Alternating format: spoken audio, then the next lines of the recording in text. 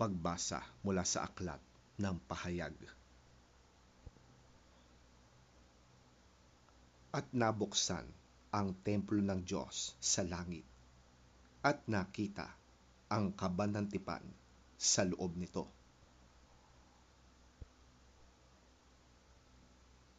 Kasunod nito'y lumitaw sa langit ang isang kakaibang palatandaan, isang babaeng nadaramtan ng araw at nakatuntong sa buwan. Ang ulo niya'y may koronang binubuo ng 12 bituin. Malapit na siyang manganak, kaya't napapasigaw siya dahil sa matinding hirap. Isa pang palatandaan ang lumitaw sa langit. Isang pulang dragon na napakalaki. Ito'y may 7 ulo at 10 sungay, at may korona ang bawat ulo. Kinaladkad ng kanyang buntot ang 3 bahagi ng mga bituin sa langit, at inihagis ang mga yon sa lupa. Pagkatapos, tumayo siya sa paanan ng babaeng malapit ng manganak upang lamunin ang sanggol sa sandaling ito'y isilang. Ang babae ay nagsilang ng sanggol na lalaki, ngunit may umagaw sa bata at dinala ito sa Diyos, sa kanyang trono. Ang sanggol na ito ang itinakdang maghahari sa lahat ng bansa sa pamamagitan ng tungkod na bakal. Ang babae naman ay tumakas papunta sa ilang, sa isang lugar na inihanda ng Diyos para sa kanya, upang maalagaan siya roon sa loob ng 1,260 araw.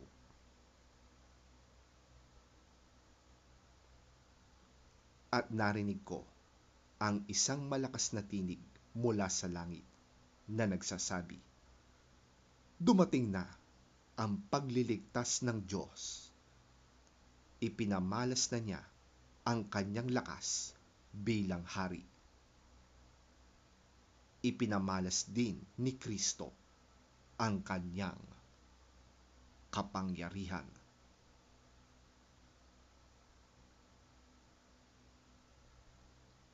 Ang salita ng Diyos.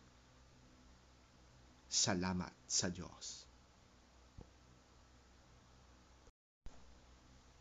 Pagbasa mula sa unang sulat ni Apostol San Pablo sa mga taga-Korinto.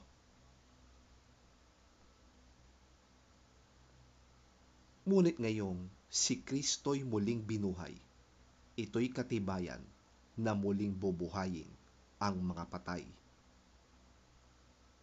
Kung paanong dumating ang kamatayan sa pamamagitan ng isang tao, gayon din naman dumating ang muling pagkabuhay sa pamamagitan din ng isang tao. Sapagkat kung paanong mamamatay ang lahat dahil sa kanilang kaugnayan kay Adan, gayon din naman mabubuhay ang lahat dahil sa kanilang kaugnayan kay Kristo.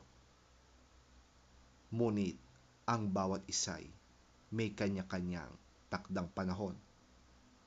Si Kristo ang pinakauna sa lahat. Pagkatapos, ang mga kay Kristo sa panahon ng pagparito niya. At darating ang wakas, kapag naibigay na ni Kristo ang kaharian sa Diyos Ama, pagkatapos niyang malupig ang lahat ng paghahari, pamahalaan at kapangyarihan.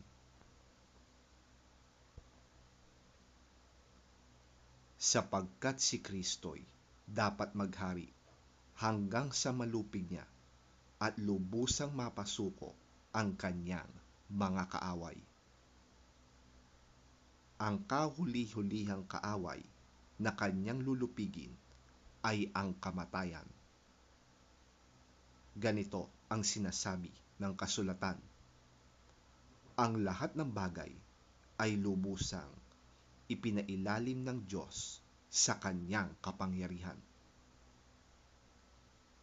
Ngunit sa salitang lahat ng bagay, maliwanag na hindi kasama rito ang Diyos na siyang naglagay ng lahat ng bagay sa ilalim ng kapangyarihan ni Kristo.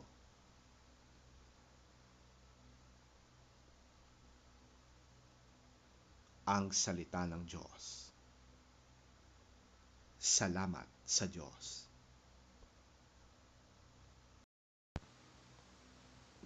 Ang mabuting balita ng Panginoon ayon kay San Lucas. Papuri sa iyo, Panginoon.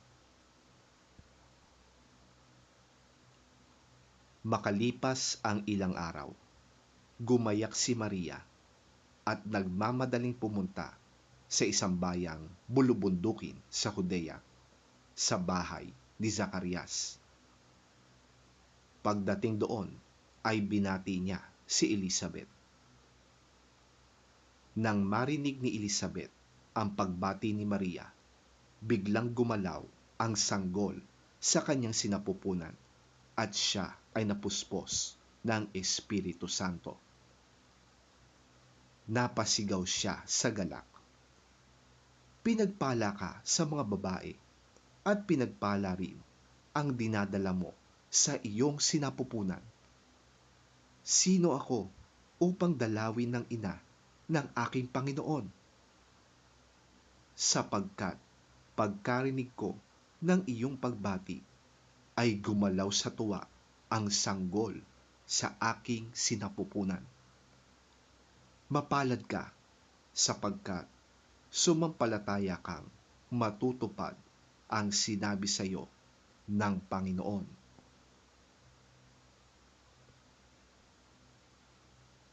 At sinabi ni Maria, ang puso ko'y nagpupuri sa Panginoon, at ang aking espiritu'y nagagalak sa Diyos na aking tagapagligtas, sapagkat nilingap niya akong kanyang abang alipin.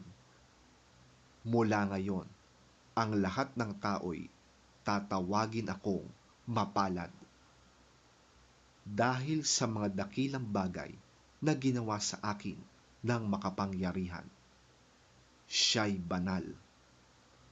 Ang kanyang kahabagan ay para sa mga tao at sa lahat ng salinlahing may takot sa kanya.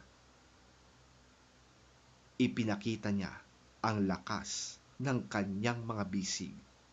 Nilito niya ang mga may palalong isip. Tinanggal sa kanilang luklukan ang mga may kapangyarihan at itinaas ang mga nasa abang kalagayan. Pinasagana niya sa mabubuting bagay ang mga kapuspalad at pinaalis ng walang dalang anuman ang mga mayayaman. Tinulungan niya ang kanyang bayang Israel at naalala ito upang kanyang kahabagan. Tinupad niya ang kanyang pangako sa ating mga ninuno, kay Abraham at sa kanyang lahi magpakailanman. Tumira si Maria kina Elizabeth nang may 3 buwan bago siya umuwi.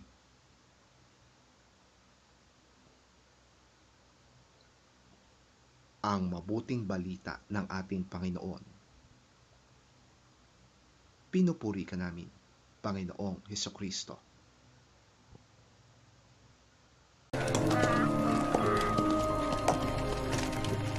At that time, Mary got ready and hurried to a town in the hill country of Judea, where she entered Zechariah's home and greeted Elizabeth. When Elizabeth heard Mary's greeting, the baby leapt in her womb, and Elizabeth was filled with the Holy Spirit. In a loud voice she exclaimed, "Blessed are you among women, and blessed is the child you will bear. But why am I so favored, that the mother of my Lord should come to me? As soon as the sound of your greeting reached my ears, the baby in my womb leapt for joy. Blessed is she who has believed that the Lord would fulfill his promises to her." And Mary said, "My soul glorifies the Lord, and my spirit rejoices in God my Saviour, for he has been mindful of the humble state of his servant.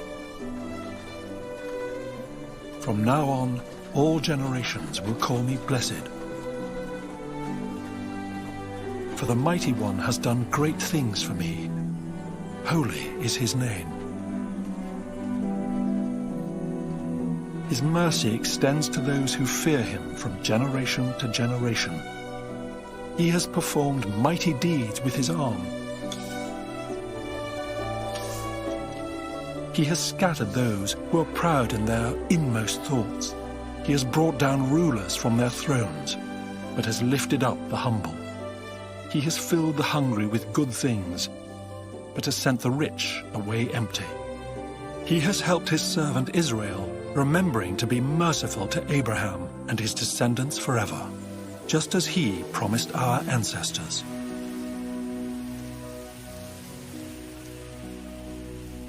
Mary stayed with Elizabeth for about 3 months and then returned home.